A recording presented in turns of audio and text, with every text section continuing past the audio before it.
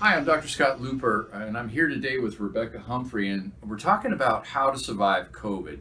Now, we've done this video before, so let me say the real name of the video, the real purpose of it is how not to get sick enough to go to the hospital with COVID if you get COVID.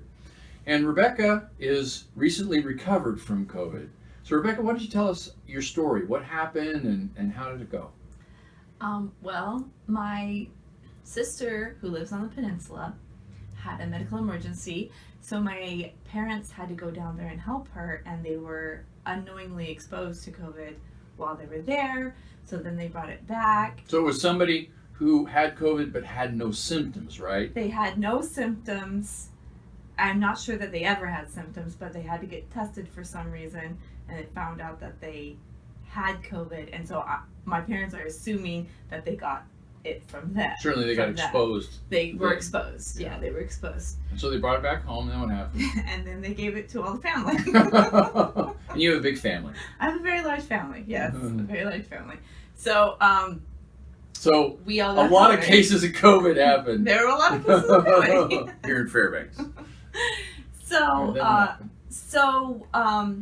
Then I. By the way, we're laughing now because everybody survived. Yes, no one went to the hospital. But really, we were all really worried because we thought maybe somebody would get a serious case, especially your parents. Yes, and my symptoms started on a Sunday, but I didn't realize that they were actually COVID symptoms because I had spent several days outside in the sun. I had a pretty severe sunburn, and I just thought it was dehydration and a sunburn because basically they felt like the same thing to me.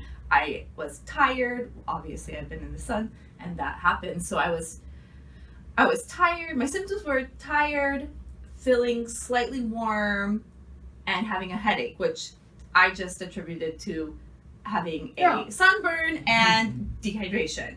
But then when we found out that my dad had been exposed and he was starting to have symptoms, that's when I thought this is more than that. So I had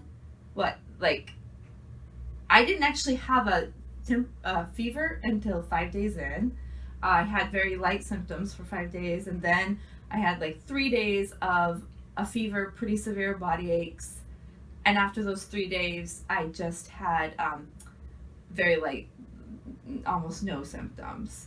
A little bit of a sore throat. We were calling you and talking to you and checking on you, and mostly the main symptom that you were complaining of was boredom. Yes, trapped at home. I was very bored. The other thing that was quite sad was I did lose my taste for about a week, which I couldn't taste anything. So other than that, it classic was COVID. Yes, classic COVID. And so it was basically 3 days of moderate to severe symptoms, and then the rest of it I just kind of didn't feel well, and I had to stay home anyways because of the we didn't want to spread the disease any further. So what about the rest of your family? So most of my family had less symptoms than I did.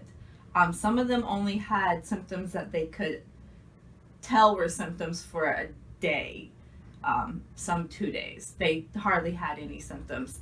My parents did have more severe symptoms, especially my dad.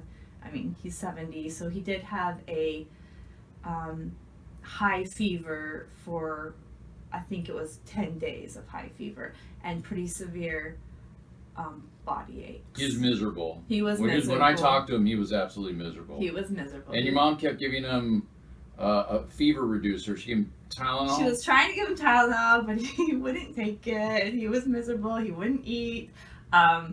So he may have made it. Which I think is commendable because Tylenol that makes you feel better in the short run, it doesn't actually help your immune system. It doesn't actually help. Do what it needs to do to actually get over the disease. It turns out that it's better not to reduce the fever as long as the fever's, not too high. Yeah, I mean, it wasn't. Not more than 103. Yeah, it wasn't more than 103, but he was, of the people that I know that got COVID, he had the worst. So it wasn't just your family; it was also people in your social circle got spread as well. Yes, there were several people. Church people and so on and so forth. Yes. But everybody, really across the board, really had a light case. As of right now, every single person I know personally that had COVID is over it, and they've tested negative now, and they're back to full. Including you. Including me. So how did you guys, as a group, you really got off light? No one went to the hospital. No one had it that serious of a case. Your dad was miserable for 10 days, which sucks. But he didn't have to go to the hospital. He didn't have difficulty breathing. And when I talked to him, he didn't. No, he didn't. So how'd you guys do it? Well, I was following all of the advice that you've been giving everybody. My mom is also very much into health, so she was having everybody take zinc. I was taking the antiviral tincture that we have. I was taking zinc very regularly. I was taking vitamin D very regularly, which all my family pretty much takes vitamin D. And vitamin D, I think, is the key element here. We all live in Fairbanks, so we're all low at vitamin D unless we take it. And what we've been doing is recommending people take really a full dose, 10,000 IUs a day, which some people would be like, what? That's crazy. But it isn't. Turns out that 10,000 IUs a day is not toxic. It turns out to be more protective against COVID. And kind of the proof's in the pudding. It was not only your family, but pretty much every patient who's ever had COVID, who's gone through this clinic, had a light case. Yeah. Knock on wood, nobody has had to go to the hospital or even got that sick. Yeah. So I was taking all of that. Except for my dad, he wasn't taking all the things he should have. Yeah. There's that. So I was taking all that, and then the last week I was taking the chaga too. Which is ironic because you were telling us how you didn't want to take the chaga, you didn't like the chaga. It doesn't taste the best, but chaga, those listeners maybe not know what chaga is a mushroom that grows on the birch trees here in Fairbanks.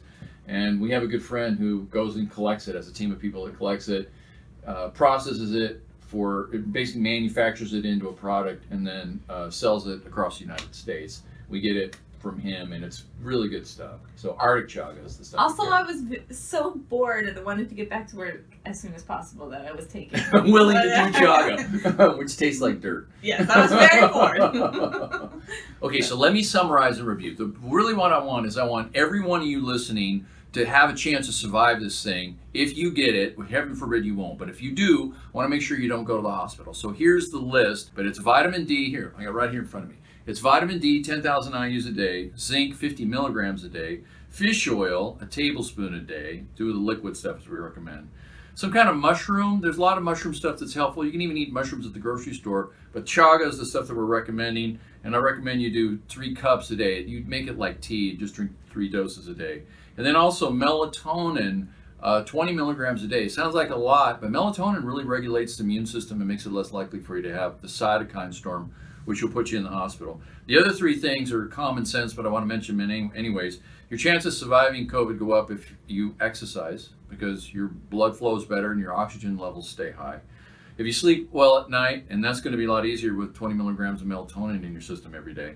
And then also to eat healthy food, in particular to eat lots and lots of fruits and vegetables. They have natural antioxidants in them, things that keep you healthy, in particular things that keep your blood circulation good. If your blood circulation's good and your oxygen's good, the chances of you having complications from a cytokine storm due to COVID, or for any reason for that matter, goes way, way, way down.